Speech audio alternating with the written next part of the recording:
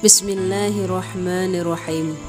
Assalamualaikum warahmatullahi wabarakatuh. Kembali lagi di channel Pena Pencari Hikmah. Kali ini kita akan bahas penjelasan tentang sangkakala, hari kebangkitan dan hari berkumpul. Ketahuilah bahwa malaikat Israfil alaihissalam adalah pemilik sangkakala. Allah menciptakan Lauhul Mahfuz dari mutiara putih yang panjangnya antara langit dan 7 bumi. Allah menggantungkan Lauhul Mahfuz di Arasy, yang mana tertulis di dalamnya semua yang telah terjadi dan semua yang akan terjadi sampai hari kiamat. Malaikat Israfil memiliki 4 sayap. 1 sayap berada di timur, 1 sayap berada di barat, 1 sayap menutupi dirinya, dan 1 sayap menutupi kepalanya. Wajahnya pucat karena takut kepada Allah yang Maha Luhur. Kepalanya menunduk dan menjungkung ke arah Arasy. Salah satu dari tiang-tiang Arasy berada di pundaknya. Dia tidak mampu memikul Arasy kecuali atas kekuasaan Allah. Karena dia merasa kecil seperti burung pipit karena takut kepada Allah yang Maha Luhur. Tatkala Allah menetapkan sesuatu di dalam Lauhul Mahfuz, maka dia membuka tutup dari wajah malaikat Israfil. Malaikat Israfil pun melihat apa yang telah ditetapkan Allah, baik berupa hukum atau perintah. Tiada malaikat yang tempatnya lebih dekat dari Arasy daripada malaikat Israfil alaihissalam. Antara malaikat Israfil dan Arasy terdapat 7 hijab. Jarak hijab satu ke hijab lainnya adalah perjalanan 500 tahun. Dan di antara malaikat Jibril dan malaikat Israfil terdapat 70 hijab. Malaikat Israfil meletakkan sangkakala di atas kanannya, sedangkan kepala sangkakala ada di mulutnya. Dia selalu menanti perintah Allah yang Maha Luhur kapan akan datang, lalu dia meniupnya. Tatkala masa dunia telah habis, maka sangkakala semakin dekat ke wajah malaikat Israfil. Malaikat Israfil akan mengumpulkan keempat sayapnya. Kemudian dia meniup sangkakala itu. Dikatakan bahwa salah satu dari kedua telapak tangan malaikat maut ada di bawah bumi, dan telapak tangan lainnya ada di atas langit ke-7. Dia pun mengambil ruh-ruh penduduk langit dan bumi. Tidak tersisa makhluk hidup di bumi kecuali iblis. Semoga Allah melaknatinya. Dan tidak tersisa di langit kecuali malaikat Jibril, malaikat Mikail, malaikat Israfil, dan malaikat Israel. Semoga kesejahteraan terlimpahkan kepada mereka semua malaikat itu. Mereka adalah para makhluk yang diberi pengecualian oleh Allah yang Maha Luhur. Di dalam firman-Nya yang artinya, dan ditiuplah sangkakala, maka matilah siapa yang di langit dan siapa yang di bumi, kecuali siapa yang dikehendaki Allah. Kemudian ditiup sangkakala itu sekali lagi, maka tiba-tiba mereka berdiri menunggu putusannya masing-masing.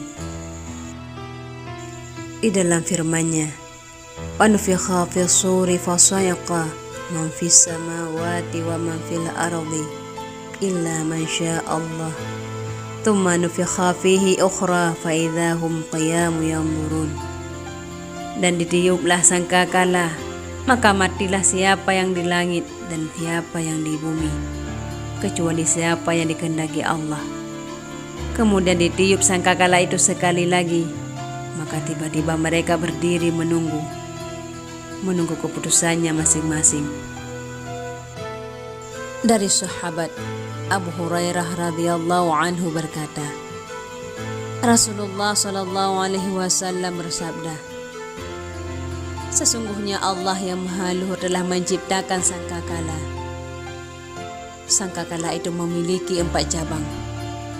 1 cabangnya di barat, 1 cabangnya di timur, 1 cabangnya di bawah bumi yang paling bawah, dan 1 cabangnya di langit ketujuh yang paling atas.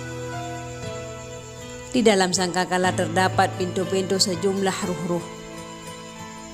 Di dalamnya terdapat 70 rumah. 1 rumah tempat ruh para nabi, 1 rumah tempat ruh-ruh para malaikat, 1 rumah tempat ruh-ruh jin, 1 rumah tempat ruh-ruh manusia, 1 rumah tempat ruh-ruh setan, 1 rumah tempat ruh-ruh hewan melata, singa, semut, sampai sempurna 70 golongan makhluk. Allah memberikan sangkakala itu kepada malaikat Israfil alaihissalam. Dialah yang meletakkannya di mulutnya sambil menanti kapan dia diperintahkan. Lalu dia meniup sangkakala itu sebanyak 3 kali tiupan, yaitu nakhfatul fadai, tiupan yang mengejutkan, nakhfatus sa'qi, tiupan yang binasakan, dan nakhfatul ba'si, tiupan kebangkitan. Sahabat Huzaifah bertanya, "Wahai Rasulullah, bagaimana keadaan para makhluk ketika sangkakala ditiup?" Rasulullah SAW menjawab, "Wahai Huzaifah, demi zat yang mana jiwaku ada pada kekuasaannya, sangkakala ditiup dan tegaklah hari pembalasan. Seseorang mengangkat sesuap makanan ke mulutnya, lalu dia tidak jadi memakannya. Pakaian yang ada di hadapannya untuk dipakai, maka dia tidak jadi memakainya. Dan wadah minuman di atas mulutnya untuk meminum airnya, maka dia tidak jadi meminumnya." Wahai sahabat, kenapa pencari hikmah? Di dunia ini kita hidup hanya sementara. Semua makhluk yang hidup, termasuk manusia, akan mengalami kematian yang sudah pasti terjadi. Dunia hanya sebagai tempat persinggahan maupun penginapan untuk menunggu hari akhirat. Tak seorang pun mengetahui datangnya kematian. Kematian itu, Ba Alif Lam Mim, ayat pertama surah Al-Baqarah, yang berarti hanya Allah yang tahu, tidak memandang usia, jabatan, paras, dan waktu. Kematian akan menjadi pemutus segala kenikmatan dan kebahagiaan yang dirasakan di dunia. Kehidupan di akhirat adalah abadi, sementara tidak ada yang abadi di dunia ini.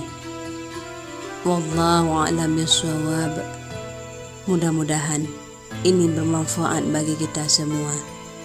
Assalamualaikum warahmatullahi wabarakatuh.